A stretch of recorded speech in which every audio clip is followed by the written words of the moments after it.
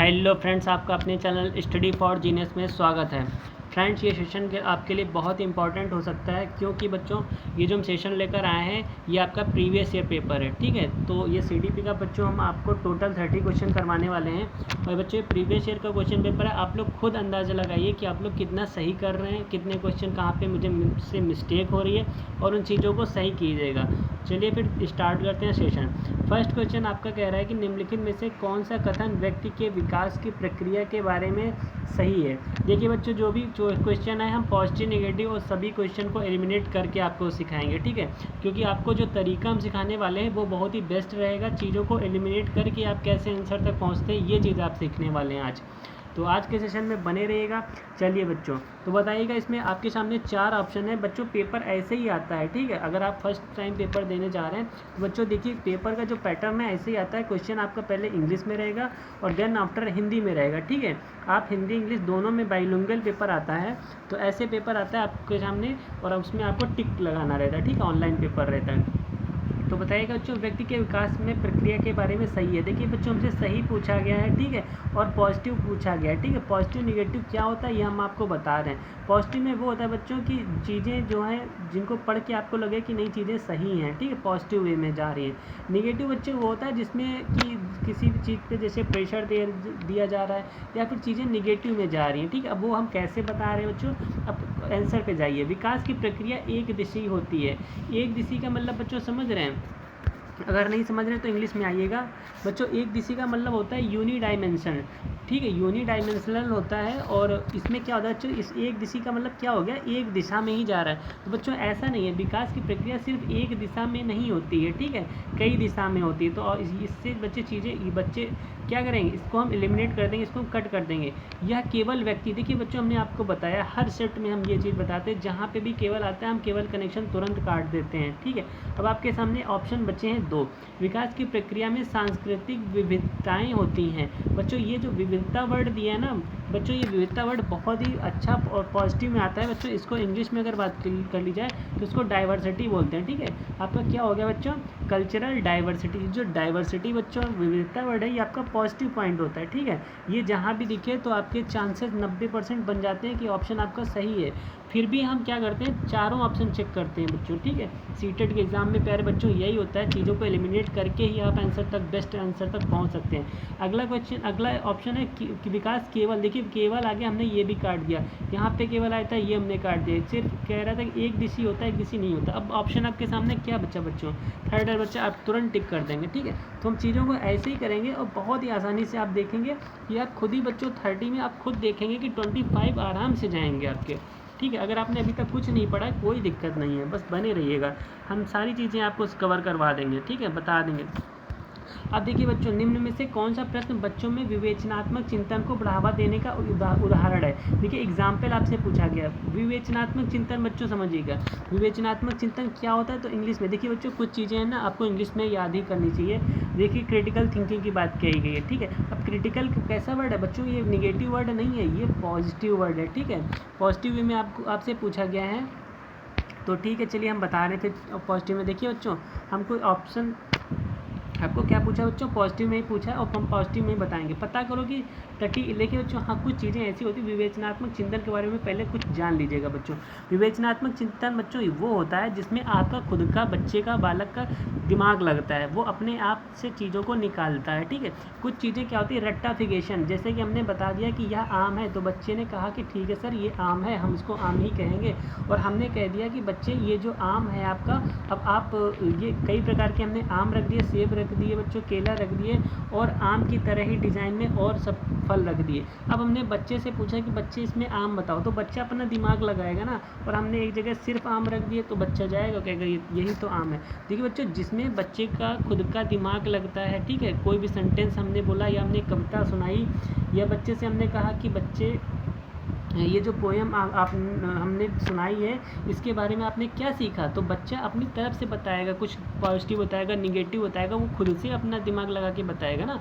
वही बच्चों विवेचनात्मक का मतलब क्या हो गया? बच्चा अपने विवेक से, विवेक से यहाँ ध्यान रख सकते हैं, विवेक, बच्चा अपना विवेक लगाता है। पता करो कि तटीय इलाके में रहने वाले लोग क्या खाते हैं और वह क्यों।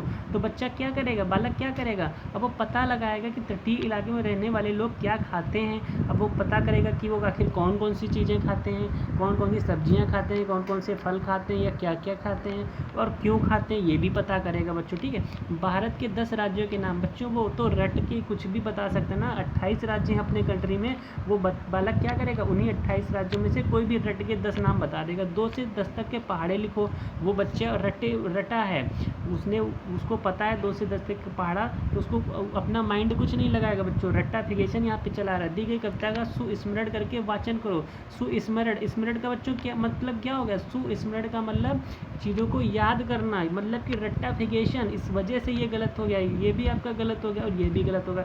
इसमें बालक अपना दिमाग लगाता है कि क्या खाते हैं और क्यों खाते हैं, समझ रहे बच्चे? इसमें चीज़ें खोज करेगा, पता लगाएगा, तब जाके उसका आंसर निकलेगा। तो आई होप आप लोग समझ गए होंगे। अगर समझ गए बच्चों तो चैनल को सब्सक्राइब कर लीजिएगा। हम ऐसे ही पढ़ाते रहते हैं और आपको बिल्कुल कुछ भी याद करने की ज़रूरत नहीं है। चीज़ें बहुत ही आसान है बच्चों। कुछ नहीं पढ़ा अभी तक तो कोई दिक्कत नहीं है, बस चैनल से जुड़ जाइए, ऐसे ही आपको वीडियो पर डे मिलेंगी। ठीक है, अभी टाइम है। विकास का चरणीय सिद्धांत निम्नलिखित नियमों में से किस पर स्पष्ट रूप से जोर देता है? बच्चों जोर का मतलब समझ रहे हैं? दबाव डालता है, एम्फसाइज करता है। ये देखिए यहाँ पे क्या लिखा है, emphasize which of the following principle. ठीक है, अब आपको वो स्टेज बतानी बच्चों, विकास का चरण बताना है, चरणीय सिद्धांत आपको बताना है, जिसमें से क्या बच्चों, नियमों में से किस पर स्पष्ट रूप से जोर देता है। चलिए ठीक है, तो इसमें प्यारे बच्चों राइट आंसर क्या हो जाएगा, जल्दी से बताइएगा बच्चों। इसमें राइट आंसर आपका क्या होने वाला है? तो अगर बच्चों, प्यारे बच्चों, इसमें राइट आंसर की बात कर ली जाए तो देखिए हमारा क्या तरीका है, हम तो चीज़ों को एलिमिनेट करते हैं। विकास की निरंतरता, बच्चों ये आपकी चीज़ें क्या है, सही है, पॉजिटिव में जोर दे रहा है बच्चों, जोर दे रहा है। विकास की अनिरंतरता, बच्चे देखिए किसी चीज़ पे हम जोर कब लगाएंगे, जैसे कि बालक स्कूल नहीं जा रहा है तो हम उस पर जोर लगाएंगे कि बालक आप क्यों, बच्चे क्यों स्कूल जाओ। ठीक है, वहाँ पे जाओगे तो आपको ज्ञान मिलेगा। तो जब विकास की अनिरंतरता रहेगी, मतलब चीज़ें क्या बच्चों, देखिए इंग्लिश में आइए, देखिए बच्चों जब चीज़ें क्या है, डिसकंटिन्यूटी है। ठीक है, कंटिन्यूट में नहीं चल रही है, डिसकंटिन्यूट, तो हम उसी पे ही तो जोर लगाएंगे बच्चों, समझ रहे हैं? तो क्या करेंगे हम, विकास की जब अनिरंतरता रहेगी तो हम चीज़ों को निरंतरता में लाने के लिए उस पर क्या करेंगे बच्चों, जोर लगाएंगे।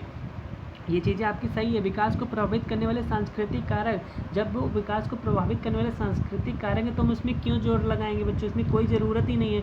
विकास प्रक्रिया संबंधित वातावरणीय कारक, ये भी आपका सही है। तो विकास हम जोर किस पे लगाएंगे बच्चों, अनिरंतरता पे लगाएंगे कि चीज़ें सही डायरेक्शन में चलें, निरंतर में चलें। ओके, चलिए आंसर आपका 2 हो जाएगा।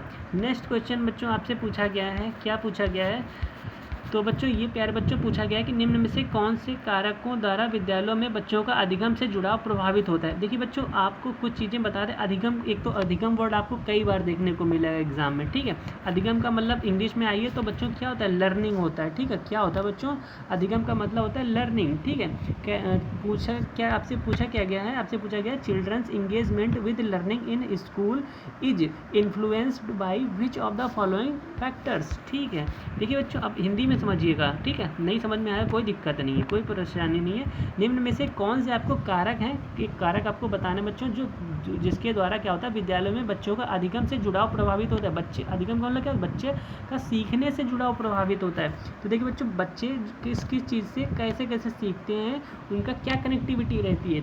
पारिवारिक सामाजिकरण से बच्चा क्या, बालक क्या सीखता है, बिल्कुल सीखता है। परिवार के और सामाजिकरण में आसपास से बच्चा सीखता है।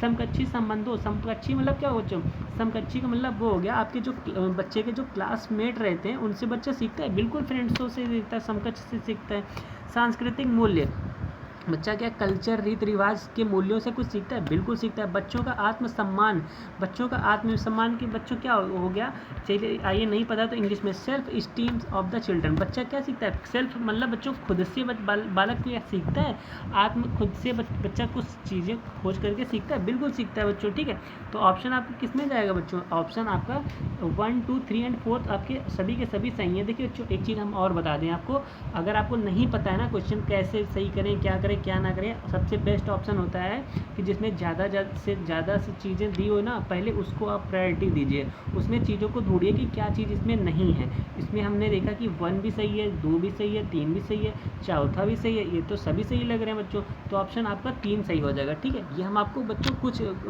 अलग से एक्स्ट्रा जानकारी दे रहे हैं, ठीक है, जो कि आपके एग्जाम में बहुत ही हेल्पफुल साबित होने वाली हैं। ठीक है, चलिए फिर नेक्स्ट क्वेश्चन आपकी बात कर ली जाए तो जीन पियाजे के अकॉर्डिंग आपको बताना है कि जीन पियाजे के अनुसार पूर्व संक्रियात्मक चरण में बच्चे निम्न में से क्या कर पाते हैं। देखिए बच्चों, अब हम चीज़ें कुछ इंग्लिश में बताएंगे, ठीक है, जो चीज़ें इंग्लिश में आपको याद करने लायक हैं वो आप लोग कॉपी पेन लेके नोट डाउन कर लीजिएगा, क्योंकि बच्चों अगर ये चीज़ आप इंग्लिश में याद रखेंगे ना तो आपके लिए बहुत ही अच्छा साबित होने वाला है, बहुत ही अच्छा। ठीक है, अकॉर्डिंग टू जीन पियाजे, हम सब चीज़ नहीं आपको इंग्लिश में करवाएंगे, बट कुछ चीज़ें हैं प्यारे बच्चों, उनको प्लीज़ कर लीजिएगा। अकॉर्डिंग टू जीन पियाजे, चिल्ड्रन इन प्रीपोर्शनल स्टेज, बच्चों आपसे क्या पूछा है, pre operational stage of development are able to do. देखिए बच्चों, इसमें आपसे देखिए एक चीज़ अच्छा आपको बता दें, अगर आपको जीन पियाजे के स्टेजेस के बारे में नहीं पता है तो पहले प्यारे बच्चों उनको समझिएगा। ठीक है, उनको समझने के लिए क्या है, देखिए जीन पियाजे ने कितनी स्टेज दी, तो 4 स्टेज दी, आप समझिएगा कौन कौन सी दी है बच्चों। तो एक तो आपका फर्स्ट वाला हो गया बच्चों सेंसरी मोटर स्टेज, ठीक है, सेकेंड आपका क्या होता है pre operational stage, then after third क्या होता है तो कंक्रीट ऑपरेशनल स्टेज, और एंड फोर्थ क्या होता है तो फॉर्मल ऑपरेशनल स्टेज। ठीक बच्चों, अब सेंसरी में क्या होता है बच्चों ऑब्जेक्ट परमानेंस। ठीक है, बच्चा क्या करता है वस्तु को देख के, जो प्यारा बच्चा छोटा बच्चा रहता है 6, 7, 8 महीने का, वो क्या करता है वो चीज़ों को देखता है। ठीक है, देख के क्या करता है आंखें अपनी इधर उधर करता है। ठीक है, और प्री ऑपरेशनल स्टेज में क्या होता है जो रिवर्स ना हो, जैसे कि बच्चे को अगर हम कह दें कि 2 + 4 कितना होता है तो बच्चा कहेगा 6 होता है, अगर हम कह दें कि 4 और 2 कितना होता है तो शायद वो ना बता पाए, जबकि आंसर होता है तो 6 है, बट वो शायद एक बार कंफ्यूज हो जाए, उसको समझ में नहीं आएगा कि यार हमने 2 और 4 हमेशा पढ़ा है, 2 और 2 मान लो पढ़ा है कि 2 और 2 4 होता है। ठीक है, अगर हमने बच्चे से, लेकिन ये सेम हो जाएगा, 2 और 4 वाले एग्जाम्पल सही, 2 और 4 हमने पूछा कितना होता है 6 होता है, हमने पूछा 4 2 कितना, तो शायद वो ना बता पाए। ठीक है, अब क्या होता है बच्चों कंक्रीट ऑपरेशनल स्टेज में क्या होता है, उसमें क्या होता है बच्चों बच्चा समझ लेता है कि 2 और 4 भी 6 होता है, और 6 और 2 और 4 और 2 भी 6 होता है, 2 और 4 भी 6 होता है। ठीक है, फॉर्मल स्टेज में बच्चों क्या आता है आपका एब्स्ट्रैक्ट थिंकिंग, हमेशा ध्यान कर लेना, एब्स्ट्रैक्ट थिंकिंग वर्ड आपको जहाँ भी मिले तुरंत आपका 4th ऑप्शन पे जाएगा। ठीक है, चलिए अब इसमें बच्चों हमने बताया कि आपका क्या है प्री ऑपरेशनल स्टेज, इसमें बच्चों क्या होता है, इसमें चीज़ें क्या होती हैं, आइए हिंदी में आइए अब हम समझाते हैं। देखिए बच्चों, इसमें राइट आंसर आपका क्या होने वाला है, तो राइट आंसर की बात कर ले बच्चों, तो इसमें देखिए प्रतिलोमिक चिंतन, देखिए थोड़ा इंग्लिश में आइए, ठीक है, इसको समझ में नहीं आ रहा होगा। देखिए हमने क्या बताया रिवर्सिबल थिंकिंग किस में होती है बच्चों, चीज़ों को रिवर्स करना किस में आता है बच्चों, ये आपका किस में जाता है, ये आपका जाता है कंक्रीट ऑपरेशनल स्टेज में जाता है, जो कि आपका थर्ड होता है। ठीक है, थर्ड स्टेज होती है। मेक बिलीव प्ले, बच्चों मेक बिलीव प्ले जो है ना ये आपका किस में जाएगा pre operational stage. Pre operational stage किस में होता है बच्चों, सेकंड वाली स्टेज है आपकी। ठीक है, फर्स्ट वाली क्या बताइए सेंसरी मोटर स्टेज हमने बताई। ठीक है, तो ऑप्शन बच्चों किस पे जाएगा आपका 2 पे जाएगा। मेक बिलीव प्ले का मतलब क्या हो गया प्रतीकात्मक खेल। ठीक है, बच्चा खेल में चीज़ें सीखता है। नेक्स्ट क्वेश्चन आपसे पूछा गया है, बहुत ही अच्छा क्वेश्चन है कि एक छोटी बालिका प्रतीकात्मक खेल कर पाती है पर अभी दूसरे व्यक्ति का दृष्टिकोण नहीं समझ पाती है और वह अपनी पकड़ से बाहर की घटनाओं की वजह से आसानी से परेशान हो जाती है। जीन पियाजे के द्वारा सुझाए चरणों में से कौन सा चरण इस बालिका के वर्तमान स्तर को इंगित करता है। देखिए बच्चों, जीन पियाजे से रिलेटेड हर शिफ्ट में क्वेश्चन है बच्चों, हर शिफ्ट में क्वेश्चन है। ठीक है, और जीन पियाजे ने क्या बताया बच्चों, एक दो चीज़ें और याद कर लीजिएगा। जीन पियाजे ने एक और क्या बताया था एसिमिलेशन और एकोमोडेशन, ये 2 वर्ड हमेशा ध्यान रखना है। एसिमिलेशन में क्या होता है, एसिमिलेशन में बच्चों पूर्व ज्ञान में नया ज्ञान मिला देते हैं। ठीक है, और एकोमोडेशन में क्या होता है आपका चीज़ों में मॉडिफिकेशन होता है। चलिए फिर बताएंगे जब क्वेश्चन ऐसा आएगा। ठीक है, तो इसमें बताइएगा पहले इसमें राइट आंसर क्या हो जाएगा। एक छोटी बालिका है जो प्रतीकात्मक खेल कर पाती है। देखिए बच्चों प्रतीकात्मक खेल, अब वर्ड को समझिएगा, वर्ड को समझने के लिए इंग्लिश में आएगा। A young child can can engage in symbolic play. बच्चों बस यहीं पे symbolic play, symbolic play, symbolic play. और देखिए इसी में 4 ऑप्शन जो हमने बताए थे ना, यही 4 ऑप्शन है। फर्स्ट इन्होंने कितने जिम्पैजी स्टेज बताई, 4 स्टेज। फर्स्ट में ये बताइए, सेकंड में ये, थर्ड में ये एंड फोर्थ में ये है, ठीक है। सीक्वेंस से दे भी रखा है, sensory motor, pre operational, concrete और फॉर्मल ऑपरेशनल स्टेज, ठीक है। चलिए फिर देखिए हिंदी में हम अगर बात कर ले तो संवेदीकामक, पूर्व संक्रियात्मक, मूर्त संक्रियात्मक और औपचारिक। औपचारिक को बच्चों क्या कहते हैं, इसको हम अमूर्त भी कहते हैं, ठीक है, कंफ्यूज नहीं होना है, इसको हम अमूर्त संक्रियात्मक भी कहते हैं। तो बताइएगा बच्चों इसमें राइट आंसर क्या हो जाएगा। देखिए बच्चों इसमें आपका जो प्रतीकात्मक खेल है तो इसमें क्या कर रहा है बच्चों, इसमें ऑप्शन आपका क्या होगा, पूर्व संक्रियात्मक अवस्था होगी, क्या इसमें प्री ऑपरेशनल स्टेज, ठीक, ऑप्शन आपका 2 हो जाएगा। चलिए ठीक है, नेक्स्ट क्वेश्चन आपसे क्या पूछा गया है, नेक्स्ट 7 नंबर आपसे पूछा गया है कि निम्न में से कौन सा अभिलक्षण कोहल वर्ग के नैतिक विकास मॉडल में सम्मिलित है। देखिए बच्चों कोहल वर्ग का अब आपसे रिलेटेड क्वेश्चन पूछा गया, आपको पता होना चाहिए। कोहल वर्ग की अगर बात कर ली जाए बच्चों, देखिए बच्चों कोहल वर्ग की अगर बात कर ली जाए तो इन्होंने क्या चीज़ बताई थी। देखिए इनकी स्टेजेस कितनी है बच्चों, इन्होंने स्टेज कितनी बताई तो 6 बताई हैं, ठीक है। ये चीज़ समझिएगा बच्चों, स्टेजेस इनकी 6 हैं, ठीक है। लेवल कितने हैं तो 3 लेवल हैं बच्चों। लेवल कितने बताए, 3 बताए। इन लेवल के हर एक लेवल में जैसे कि एक लेवल बताया, फिर 2 लेवल बताया, 3 लेवल बताया, तो एक लेवल में कितने स्टेज हैं, 2। दूसरे लेवल में 2 स्टेज हैं, तीसरे लेवल में 2 स्टेज हैं, तो टोटल आपके 6 स्टेजेस हो गए, ठीक है। लेवल कितने हैं, लेवल बच्चों आपके 3 ही हैं। आई होप समझ रहे होंगे आप लोग। चलिए फिर इसमें क्या पूछा गया कि निम्न में से कौन सा अभिलक्षण है जो कोहल वर्ग के नैतिक विकास मॉडल में सम्मिलित है। तो प्यारे बच्चों कौन सा सम्मिलित है, नैतिक विकास के चरणों का स्वरूप सार्वभौमिक होता है, हाँ बिल्कुल होता है। नैतिक चिंतन के विकास में निरंतरता होती है, नहीं। और क्या, देखिए अगर आपको नहीं पता तो आप इंग्लिश में भी देख सकते हैं। स्टेज ऑफ मोरल डेवलपमेंट और यूनिवर्सल इन नेचर। बच्चों यूनिवर्सल इन नेचर की बात कही गई है तो बिल्कुल सही है, ठीक है। There is continuity in development of moral thinking, नहीं ये बच्चों आपका नहीं है। एंड अगला है मोरल डेवलपमेंट इज़ नॉट, देखिए चलिए हिंदी में आइए, नैतिक विकास एक क्रमिक प्रक्रिया नहीं है, कह रहा नहीं है, यह संपूर्ण रूप से वातावरणीय कारकों पर निर्भर है, नहीं बच्चों ये प्रक्रिया है, ठीक है। नैतिक विकास मुख्यतः सांस्कृतिक मूल्यों पर निर्भर है, नहीं मुख्यतः सांस्कृतिक मूल्यों पर नहीं है बच्चों। आपका ऑप्शन क्या होगा बच्चों, ऑप्शन क्या होगा, नैतिक विकास के चरणों का स्वरूप सार्वभौमिक होता है। सार्वभौमिक का मतलब समझ रहे हैं, यूनिवर्सल, ठीक है, यूनिवर्सल इन नेचर होता है, ठीक है। ऑप्शन आपका ए पे जाएगा। अगला क्वेश्चन आपसे पूछा गया कि लेव वाइगोत्स्की के अनुसार निम्न में से किसके लिए समीपस्थ विकास क्षेत्र का इस्तेमाल करना चाहिए। देखिए बच्चों समीपस्थ विकास क्षेत्र का मतलब समझिएगा, जोन ऑफ प्रॉक्सिमल डेवलपमेंट, मतलब कि क्या कह रहा है, ZPD। आप लोगों ने ये वर्ड हमेशा सुना होगा, ZPD किसने दिया, लेव वाइगोत्स्की, ठीक है। ये वर्ड बच्चों कभी कभी एग्जाम्पल में इसका क्या पूछ लेते हैं, फुल फॉर्म पूछ लेते हैं, जोन ऑफ प्रॉक्सिमल डेवलपमेंट, ठीक है। चलिए अब आइए यहाँ पे आइए, लेव वाइगोत्स्की के अकॉर्डिंग आपको बताना है इनमें से किसके लिए समीपस्थ विकास क्षेत्र का इस्तेमाल करना चाहिए। अब आपको बताना है प्यारे बच्चों, जो समीपस्थ विकास क्षेत्र है ZPD जो है, इसका इस्तेमाल कहाँ पे किस में किया जाता है। अब बताइए, अध्यापन और मूल्यांकन में किया जाता है, केवल अध्यापन, केवल जहाँ आता है तुरंत हम काट देते हैं, केवल मूल्यांकन, केवल आ गया काट दिया। अब देखिए बच्चों एग्जाम में भी आपको ऐसे ही क्वेश्चन मिलेंगे और इसमें 2 क्वेश्चन तो आप आराम से एलिमिनेट कर देंगे और 2 क्वेश्चन में ही कहानी फंसने वाली है। अगर इन 2 क्वेश्चन को जिसने एक एलिमिनेट कर दिया ना वो आंसर तक पहुँच जाता है, ठीक है। अध्यापन और मूल्यांकन, अब इसमें क्या कह रहा है, प्रभावी बौद्धिकता की पहचान। देखिए अब इसमें क्या चीज़ है, इसमें देखिए अध्यापन है और क्या है, मूल्यांकन। क्या किन बातों की बात कही गई है, 2 बातों की बात कही गई है। प्रभावी बौद्धिकता की पहचान, इसमें बौद्धिकता की बात कही गई है। ऑप्शन सबसे ज़्यादा क्या चीज़ मिल रही है आपको, 2 चीज़ें मिल रही हैं, 2 चीज़ वाला ही ऑप्शन सही होता है। मतलब कि जिसमें ज़्यादा से ज़्यादा कंटेंट होता है ना बच्चों, वही ऑप्शन आपका सही है। ZPD का क्या होता है, अध्यापन और मूल्यांकन करना ही होता है, ठीक है।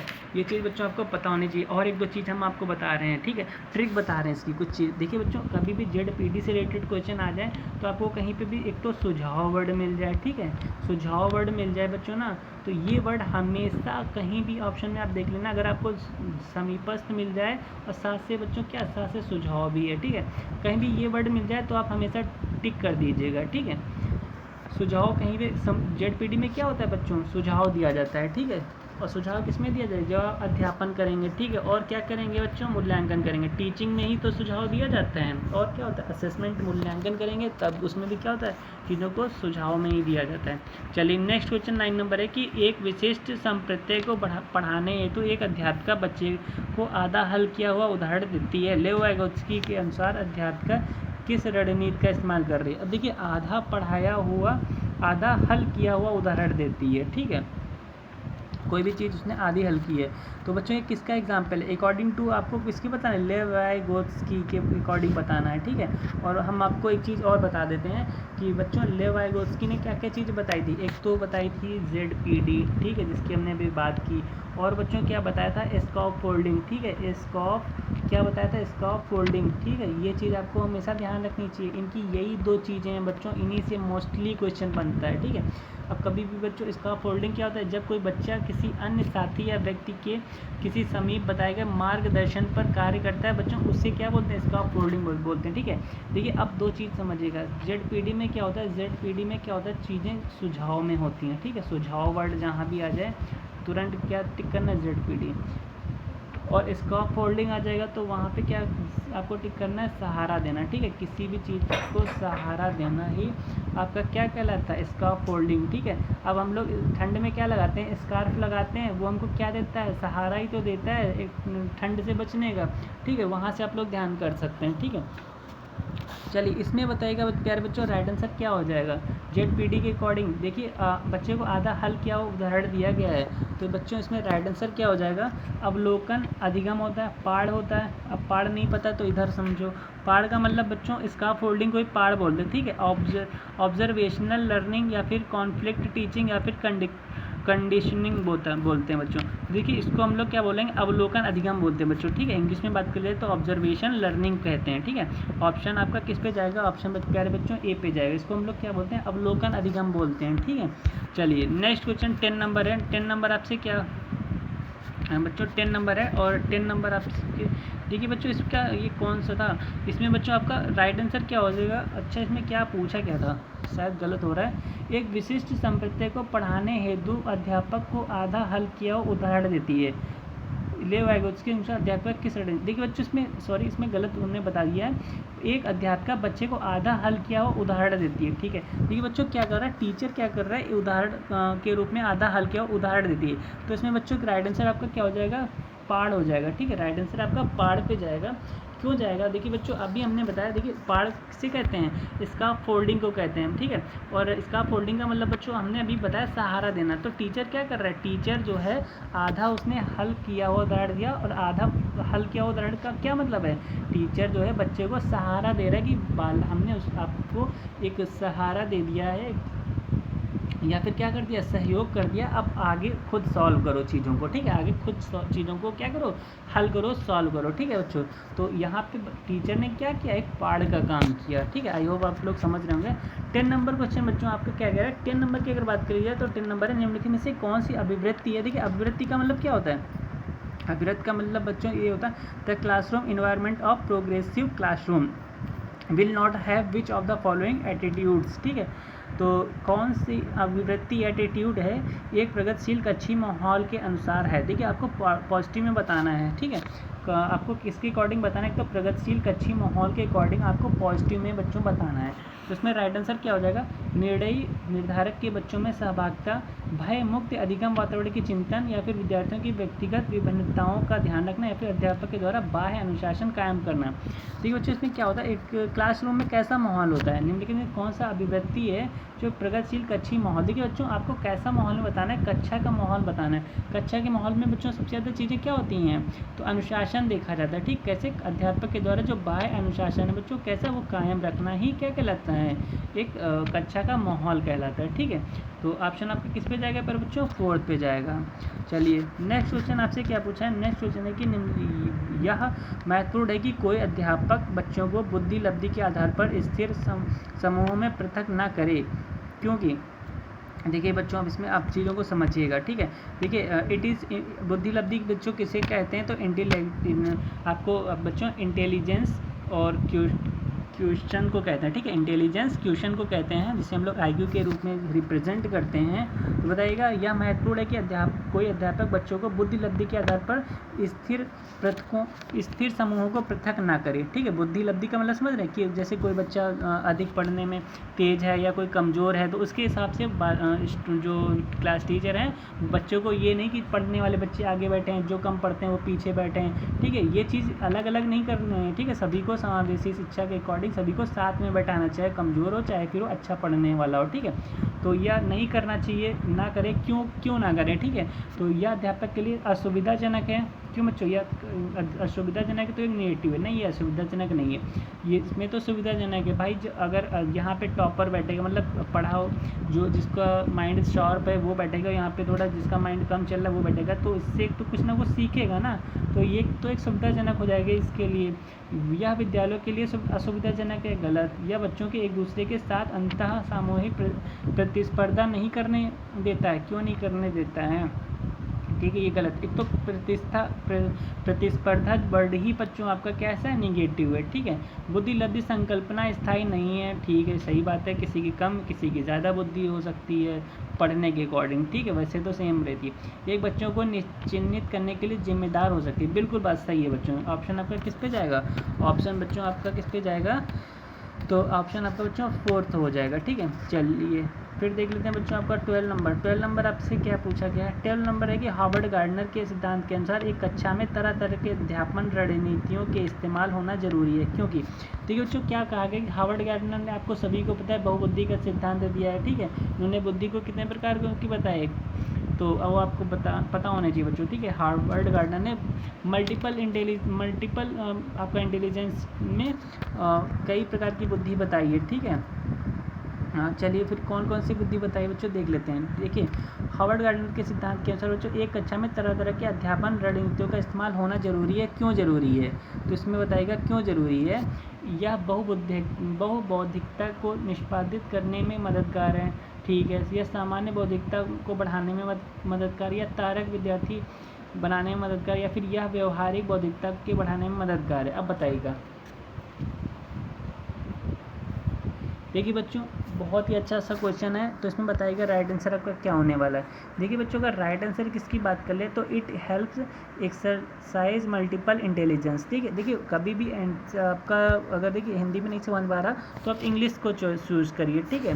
आपसे देखिए बच्चों अगर पूछा गया हार्वर्ड गार्डनर के अकॉर्डिंग तो आपको पता होना चाहिए इन्होंने क्या आपको मल्टीपल इंटेलिजेंस के बारे में बताया, ठीक है। और मल्टीपल इंटेलिजेंस वर्ड आपको सिर्फ और सिर्फ इसी वर्ड में मिल रहा है, ठीक है।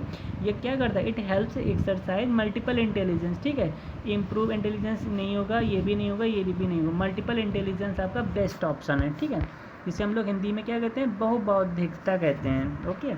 चलिए 30 नंबर क्वेश्चन पे अगर आते हैं प्यारे बच्चों, तो 30 नंबर क्वेश्चन आपसे कह रहा है कि 1.5 से 2.5 साल की उम्र के बच्चों के द्वारा अक्सर उच्चरित द्विशब्दी उच्चारणों को क्या कहा जाता है। देखिए the two word utterances often used by young children between 1.5 से आपका 1.5 to 2.5 year of age are cut. बच्चों देखिए समझिएगा 1.5 से 2.5 साल की उम्र के बच्चों के द्वारा क्या होता है, अक्सर उच्चरित द्विशब्दी उच्चारण को क्या कहते हैं। देखिए द्विशब्दी उच्चारण बच्चों क्या है, ये आपका इसको क्या कहते हैं, इसको हम लोग टू वर्ड यूटेरेंस बोलते हैं, ठीक है।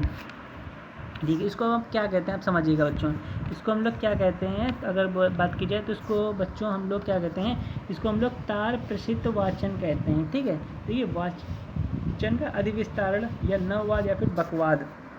देखिए अब इंग्लिश में समझिए, नहीं समझ में आ रहा है तो इसको देखिए बच्चों हम लोग क्या कहते हैं, ओवर एक्सटेंशन स्पीच नहीं, आपको ओवर एक्सटेंशन स्पीच नहीं बोलना है। टेलीग्राफिक स्पीच होता है इसको बच्चों, ठीक है। और आपका नियोलॉजिज्म नहीं होता है और बबलिंग भी नहीं होता है, ठीक है।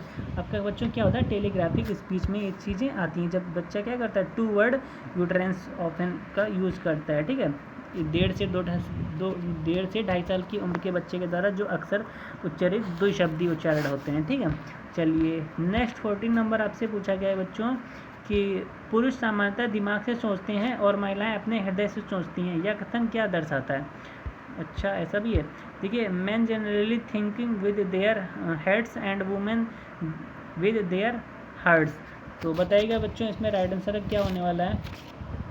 अगर बात कर ली जाए तो पुरुष सामान्यतः दिमाग से सोचते हैं और महिलाएं अपने हृदय से सोचती हैं। यह कथन क्या दर्शाता है बच्चों, या आखिर स्टेटमेंट क्या कहना चाह रहा है एग्जैक्टली, ये पूछा है। लैंगिक विभेदीकरण, लैंगिक रूढ़िवादी, या फिर दोनों लिंगों के बीच अनुवादिक भेद, या फिर लैंगिक स्थिरता।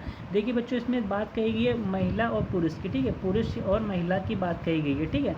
इस चीज़ के बारे में सोचिएगा बच्चों, ये किस में आएगा, ये आपका लैंगिक रूढ़िवादी होता है, ठीक है। देखिए बच्चों ये शब्द आप लोग माइंड में एकदम सेट कर लीजिएगा, जेंडर स्टीरियोटाइप्स, ठीक है। ये वर्ड आपको जहाँ भी मिले और आपको पेपर में हाँ बच्चों हर सेट में आपको क्वेश्चन मिलने वाला है जेंडर स्टीरियोटाइप, और ऐसे क्वेश्चन कई प्रकार से बना के देगा, बट ऑप्शन में आपको जेंडर स्टीरियोटाइप्स वो भी इंग्लिश वाला पे जाके तब टिक करना बच्चों, समझ रहे, वरना हमेशा गलत मार दोगे आंसर। अधिकतर मोस्टली 90% बच्चे गलत मार देते हैं हिंदी में जाके, क्योंकि हिंदी में ऐसे हिंदी लिख देते हैं ना कि बच्चा पता है किस पे टिक कर देता है, कभी लैंगिक विभेदीकरण पे या फिर लैंगिक स्थिरता पे। अधिकतर मोस्टली बच्चा लैंगिक विभेदीकरण पे टिक कर देता है, जबकि आंसर क्या है रूढ़िवादी, या फिर हमेशा रूढ़िवादी हिंदी में ध्यान कर लीजिए, ठीक है।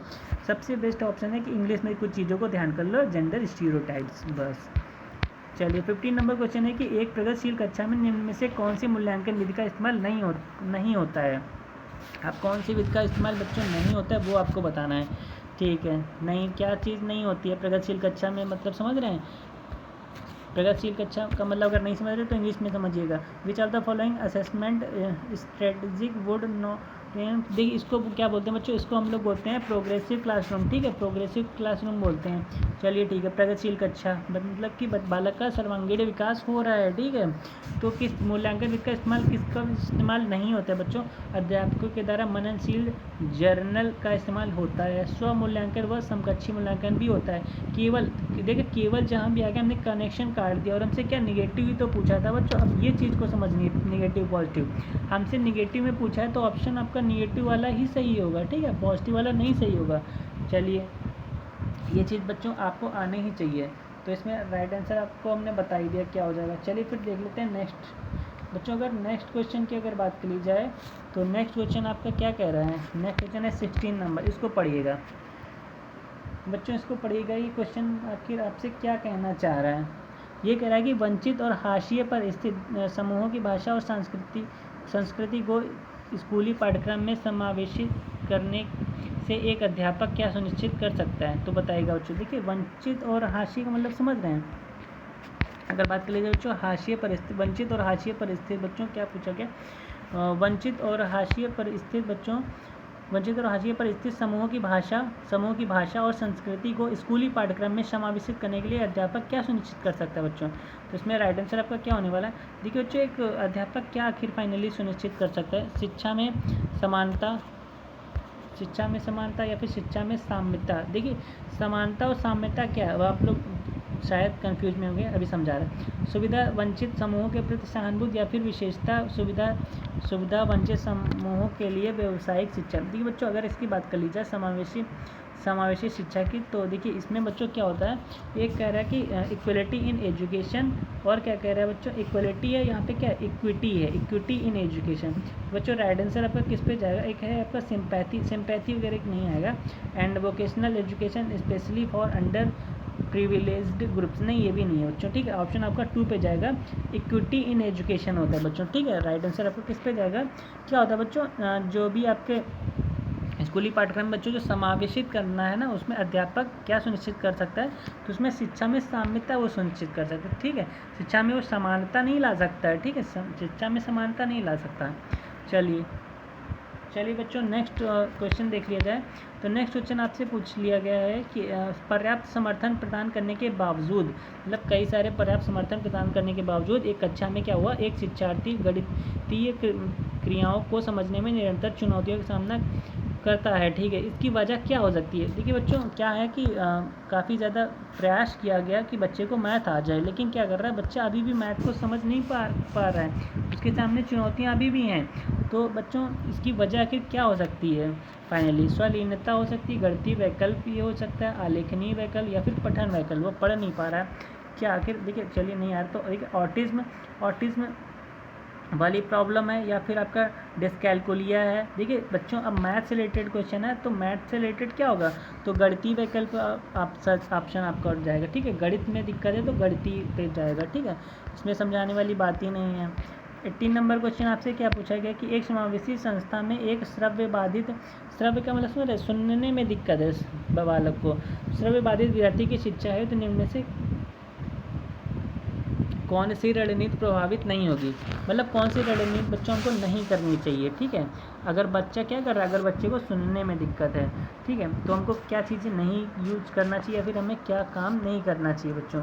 तो इसमें से राइट आंसर आपका क्या हो जाएगा, बालक बताइएगा। इसमें राइट आंसर आपका क्या होने वाला है, तो इसमें देखिएगा, इसको ऑप्शन पढ़िएगा, तो वीडियो या फिर चलचित्रों के प्रदर्शन में उपशीर्षकों का इस्तेमाल। तो वीडियो, अगर वो बच्चों क्या सुन नहीं पा रहा तो वीडियो के माध्यम से तो वो देख ही सकता है, तो ये तो सही ही है। पढ़ाते हुए अभिव्यक्ति, शारीरिक गतिविधि और संकेत, तो अगर नहीं सुन पा रहा तो संकेत से बच्चों समझ ही जाएगा। मौखिक संप्रेषण के साथ साथ शाब्दिक या चित्र संप्रेषण, वो चित्र वगैरह देख के समझ ही जाएगा। संप्रेषण मुख्यतः मौखिक माध्यम पर ही आधारित। अगर मौखिक ही बोलेंगे बच्चों तो बच्चा नहीं समझ पाएगा कि मौखिक में पता नहीं क्या बोल रहे हैं सर और हमको सुनने में ही दिक्कत है। ठीक है, जब तक उसको चित्र वगैरह नहीं दिखाओगे, ठीक है, या फिर कोई गतिविधि नहीं करोगे, ठीक है, या फिर चलचित्र वीडियो वगैरह नहीं दिखाओगे, वो नहीं समझ पाएगा सिर्फ मौखिक चीज़ों से। तो ऑप्शन आपका किस पे जाएगा, 4th पे जाएगा। ठीक है, ये चीज़ करना बच्चों प्रभावी नहीं होगा। ठीक है, उस पर कोई फ़र्क नहीं पड़ेगा, आप क्या समझा रहे हैं वो बिल्कुल वैसे ही बैठा रहेगा, उसको कुछ भी समझ में नहीं आएगा। ठीक है, ये चीज़ें जब तक, अब वो बालक कब सीखेगा, उसको ये आप सिर्फ मौखिक बोलते रहेंगे, वो बालक कुछ नहीं सीख पाएगा जब तक आप उसको वीडियो नहीं दिखाएंगे या फिर कोई शारीरिक गतिविधि नहीं करेंगे, ठीक है, या फिर चित्र नहीं दिखाएंगे। तो ऑप्शन आपका 4th हो जाएगा। अगला क्वेश्चन आपसे पूछा गया है बच्चों कि निम्नलिखित में से किस कक्षीय प्रक्रिया का विश्लेषण किसी अध्यापक के वंचित समूहों के प्रति गठित गुण पूर्वाग्रहों को उजागर कर सकता है। ठीक है बच्चों, ये भी देखिए बच्चों किससे आया है आपका, वही जेंडर स्टीरियोटाइप से रिलेटेड है। किस कक्षीय प्रक्रिया का विश्लेषण किसी अध्यापक के वंचित समूह के प्रति गठित गुण पूर्वाग्रहों के उजागर कर सकता है। तो इसमें क्या चीज़ बच्चों का उजागर कर सकता है, लिंग उजागर कर सकता है, जाति है, आर्थिक श्रेणी के आधार पर निर्धारित शासन व्यवस्था उजागर कर सकता है। ठीक है, ऑप्शन आपका किस पे जाएगा, 1 हो जाएगा। 20 नंबर की बात कर ली जाए बच्चों, 20 नंबर 21 नहीं 20 नंबर क्वेश्चन है। कक्षा में सृजनात्मकता को बढ़ाने के लिए, ठीक है, सृजनात्मकता मतलब बच्चों समझ रहे हैं, सृजनात्मकता मतलब हो गया आपका क्रिएटिविटी। ठीक है, इन अ क्लासरूम, कक्षा में सृजनात्मकता को बढ़ावा देने के लिए विद्यार्थी को कैसे अवसर प्रदान करने चाहिए बच्चों। तो विद्यार्थी को, एक टीचर का क्या रोल है, विद्यार्थी को कैसे अवसर प्रदान करे। विशिष्ट उपलब्धि वर्ग में सम्मेलन के, मतलब कि जो बच्चे विशिष्ट उपलब्धि हासिल करते हैं उनका एक वर्ग ग्रुप बना के उनको सम्मेलन करें, गलत। मौखिक खोज और सोच के बढ़ाने के, ये तो सही है, मौखिक खोज करें, बालक क्या करे, खोज करे, सोच, अपने आप को सोचे, थिंकिंग करे, खोज करे, तो बढ़िया चीज़ है, पॉजिटिव चीज़ है, सही है। परीक्षा देने के बेहतर कौशल विकास के, नहीं परीक्षा रिलेटेड कोई बात नहीं होती। ठीक है, हम परीक्षा नहीं लेंगे बालक की। अभिसारी सोच नहीं, अभिसारी गलत है बच्चों, अगर आपका अपसारी होता तो वो चीज़ सही होगी, अभिसारी वर्ड गलत है, निगेटिव में आता है अभिसारी। ठीक है, तो ऑप्शन आपका बच्चों किस पे जाएगा, 2 पे जाएगा। चलिए 21 नंबर आपसे पूछा गया बच्चों, और 20 नंबर 1 की बात कर लें तो देखिए ऑप्शन से ही आपको पता होना चाहिए कि ऑप्शन आपका किस पे जाएगा, या फिर 3rd पे जाएगा या फिर 4th पे जाएगा। ठीक है, अब ये देखिए कि 3rd 4th में कौन सा सही है। अब हम क्वेश्चन को पढ़ेंगे। ठीक है बच्चों, हमने कुछ चीज़ें आपको लॉजिक, शायद आपको कुछ समझ में आया होगा। एक संरचनात्मक कक्षा में बच्चों की संज्ञानात्मक सहभागिता को किस प्रकार सुसाधित किया जा सकता है, बच्चे बताइएगा। तो किस प्रकार से बच्चों एक संज्ञानात्मक सहभागिता को किस प्रकार सुसाधित किया जा सकता है, बच्चों के वार्तालाप के द्वारा, या फिर क्या किया जा सकता है, अध्यापक के संवेगों के द्वारा, या फिर बच्चे के सकारात्मक परस्पर संबंधों के द्वारा, या फिर बाह्य रूप से अभिरोपित अनुशासन के द्वारा। अरे देखिए चीज़ें समझिए, हम आखिर ये चीज़ क्या, बाह्य रूप से अनुशासन तो कर ही नहीं सकते बालक के ऊपर। ठीक है, ये निगेटिव वर्ड है, तो बालक इसमें क्या हो सकता है, तो 1 हो जाएगा, 2 हो जाएगा एंड 3 हो जाएगा। ठीक है, ऑप्शन आपका 3rd पे जाएगा। देखिए बच्चों, चीज़ों को एलिमिनेट करना सीखिए, आंसर आप खुद आंसर कहेगा कि अरे हम ही सही हैं, मुझे टिक करो। ठीक है, तो चीज़ों को आप अगर एलिमिनेट करना सीख गए बच्चों ना, तो चीज़ें आपके लिए बहुत ही ज़्यादा ईजी वे में हो जाएंगी। चलिए फिर समझिएगा 22 नंबर है, अगर कुछ भी ना समझ आए बच्चों कमेंट बॉक्स में कमेंट कर दीजिएगा, ठीक है। तुरंत नेक्स्ट वीडियो में आपको उसका एक्सप्लेनेशन मिलेगा। बच्चों की असफलता अक्सर विद्यालय की असफलता होती है। निम्न में से कौन सा कथन इस वाक्य का समर्थन करता है? अब आपको बताना है, बहुत ही प्यारा लाजवाब क्वेश्चन है कि बच्चों की असफलता क्या होती है? अक्सर विद्यालय की असफलता होती है बच्चों, ठीक है। तो या बच्चों आपका जो स्टेटमेंट दिया है नीचे वाले, इस वाक्य किसका समर्थन करता है? तो बताइएगा। स्कूलों का अस्तित्व विद्यार्थियों के सामर्थ्य में विभेदीकरण करने है, तो नहीं, विभेदीकरण नहीं करता है। बच्चे इसलिए असफल होते हैं क्योंकि विद्यालय बच्चों के सीखने की विविध गतियों का संज्ञान नहीं करते। बिल्कुल बात सही है। एक बच्चा क्यों असफल होता है, उसमें किसका रोल होता है? एक विद्यालय का ही रोल होता है कि बच्चा क्या करता है, विद्यालय में बच्चों के सीखने की विविध गतियों का संज्ञान नहीं करते हैं विद्यालय के लोग, ठीक है। विद्यालय के लोग में कौन आता है? आपका टीचर आता है, ठीक है। एक बच्चे का फेल होना किसकी जिम्मेदारी है? टीचर की ही जिम्मेदारी होती है, ठीक है। और टीचर कहाँ पढ़ाता है? तो आपका विद्यालय में पढ़ाता है। तो क्या होगा, विद्यालय की क्या होता है, एक असफलता जो कि सूचित कर दी बच्चों, ठीक है। तो ऑप्शन आपका किस पे जाएगा? 2 पे जाएगा। चलिए नेक्स्ट क्वेश्चन आपसे पूछा गया है बच्चों कि किसी संप्रत्यय के प्रासंगिक और अर्थपूर्ण होने के लिए क्या आवश्यक है? तो बताइएगा। अगर नहीं समझ में आ रहा तो इंग्लिश में देखिए। To be relevant and meaningful a concept needs to be. किसी संप्रत्यय के प्रासंगिक और अर्थपूर्ण होने के लिए क्या बच्चों आवश्यक है? तो पॉजिटिव में आपसे पूछा गया बच्चों, ठीक है। नेगेटिव एलिमिनेट करना है। तो बताइएगा। उपयुक्त परिभाषा के द्वारा पढ़ाया जाना चाहिए। परिभाषा नहीं, हमको वहाँ पे वो परिभाषा वगैरह नहीं बतानी है। मतलब कि अगर बात कर लीजिए तो डेफिनीशन वगैरह हम नहीं बताएंगे, ठीक। बच्चा है, अभी बच्चा पढ़ रहा है, क्लास 5th तक पढ़ रहा है, तो हम उसको परिभाषा वगैरह नहीं पढ़ाएंगे, हम उसको खेल खेल में चीज़ें सिखाएंगे। परिभाषा गलत है। बच्चे के जीवन संबंधित सामाजिक परिप्रेक्ष्य से जोड़कर, बिल्कुल बात सही है, बहुत ही, इससे बेस्ट कुछ ऑप्शन हो ही नहीं सकता। लेकिन फिर भी हम नेक्स्ट पे जाएंगे। पाठ्य पुस्तक से बच्चों की कॉपी में ज्यों का त्यों, ये तो गलत हो गया ना। ज्यों का त्यों क्या हो गया? तो नकल हो गई बच्चों, नकल नहीं, अच्छे से रट लेना। अरे ये रटन विद्या बिल्कुल नहीं चलती है, ठीक है। तो देखिए हमने चीज़ों को एलिमिनेट कर दिया और हम आंसर तक पहुंच गए। और कुछ चीज़ें हमें पता ही हैं, जैसे कि बच्चे को हम लोग कैसे सिखाते हैं, उसके रियल लाइफ से चीज़ों को जोड़ के सिखाते हैं। सामाजिक चीज़ों को, बाहर समाज में क्या चल रहा है उससे जोड़ के चीज़ों को सिखाते हैं, ठीक है। बच्चा खुद से सर्च करता है, खोज करता है। चलिए ऑप्शन आपका 2 बेस्ट है। 24 नंबर क्या है? 24 नंबर है बच्चों, यही आपकी पेडागोजी है। आई होप आप लोग समझ रहे होंगे कि पेडागोजी आखिर होती क्या है, CDP क्या होती है, ठीक है। फिर भी चीज़ें नहीं समझ में आ रही तो कोई दिक्कत नहीं है, धीरे धीरे आप सब समझ जाएंगे, बस जुड़े रहिएगा। चलिए 24 नंबर कह रहा है कि एक कक्षा में बच्चों के असफलता के भय को दूर करना क्यों ज़रूरी है? देखिए बच्चों, एक कक्षा में बच्चे क्या करता है, शुरू में बच्चा जाता है तो क्या करता है, उसको डर है कि यार पता नहीं हम यहाँ पढ़ने आए, वो रोने लगता है, पता नहीं घर की याद आने लगती है कि यहाँ मुझे अच्छा नहीं लग रहा है, टीचर मारने, कोई डांटा जा रहा है, कोई मारा जा रहा है, कोई कुछ किया जा रहा है, तो क्या उससे डर है। तो उसकी असफलता क्या बच्चों, असफलता के भय को दूर करना।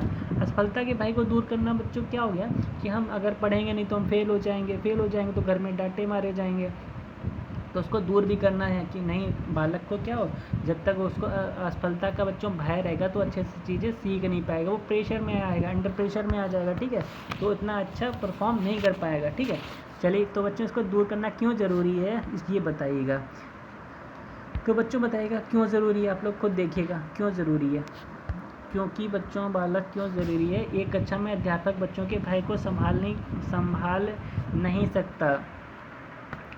सकता या फिर विद्यालय बच्चों, देखिए इसमें किसमें पूछा गया, दूर करना क्यों ज़रूरी है। तो बच्चों क्यों ज़रूरी है, तो विद्यालय बच्चों के भावात्मक जीवन की जिम्मेदारी नहीं ले सकता, या फिर असफलता और त्रुटियां बच्चों के अधिगम का स्वाभाविक हिस्सा है। बच्चों बिल्कुल बात सही है, असफलता और त्रुटियां क्या है, बच्चों के अधिगम का स्वाभाविक हिस्सा है। बच्चा कैसे सीखता है? त्रुटि, देखिए थॉर्नडाइक ने क्या सिद्धांत दिया था, प्रयास और त्रुटि का सिद्धांत किसने दिया था? थॉर्नडाइक ने तो दिया था, उन्होंने यही बताया था ना कि बच्चा कैसे सीखता है, गलतियाँ करके ही सीखता है।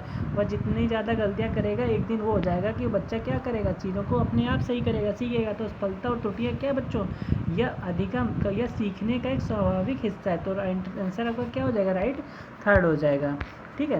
नेक्स्ट 25 नंबर आपसे पूछा गया कि अक्सर यह तर्क दिया जाता है कि पुरस्कार देना अधिगमकर्ताओं को अभिप्रेरित करने का उत्तम तरीका नहीं है। क्यों नहीं है बच्चों? अक्सर ये एक तर्क दिया जाता है कि पुरस्कार देना जो अधिगमकर्ताओं को प्रेरित करने का ये अच्छा तरीका नहीं है। क्यों नहीं है बच्चों? इसमें आंतरिक अभिप्रेरणा क्षीण होती है, इसकी आंतरिक अभिप्रेरणा बढ़ जाती है, फिर इससे अगर बढ़ जाती है तो उत्तम तरीका हो जाता, तो गलत है। इसमें बाह्य प्रेरणा क्षीण होती नहीं, इसमें बच्चों क्या होता है, इसमें आंतरिक अभिप्रेरणा क्षीण हो जाती है, इस वजह से क्या है, ये उत्तम तरीका नहीं है। ठीक है, और इसमें क्या कहा गया कि इसमें आंतरिक और बाह्य दोनों क्षीण हो जाती है, नहीं, गलत।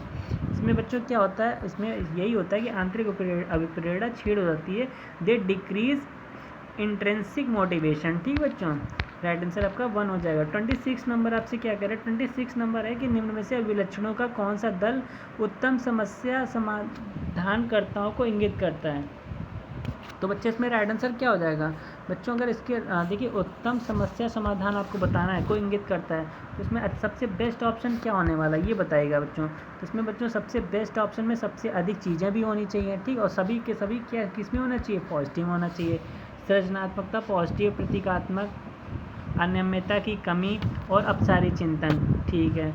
क्रियात्मक जड़ता, सृजनात्मकता, अभिसारी चिंतन। हमने बताया बच्चों अभिसारी निगेटिव है, गलत हो गया। यहाँ भी अभिसारी है, निगेटिव, गलत हो गया। ये अपसारी ये सही है। क्रियात्मक जड़ता और प्रतिक्रियात्मक अनियमितता।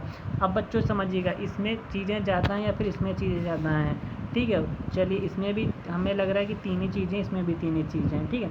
अब समझिएगा कौन सा बेस्ट है। अब बेस्ट वाला बताना है। सृजनात्मकता, ये तो क्रिएटिविटी होगी।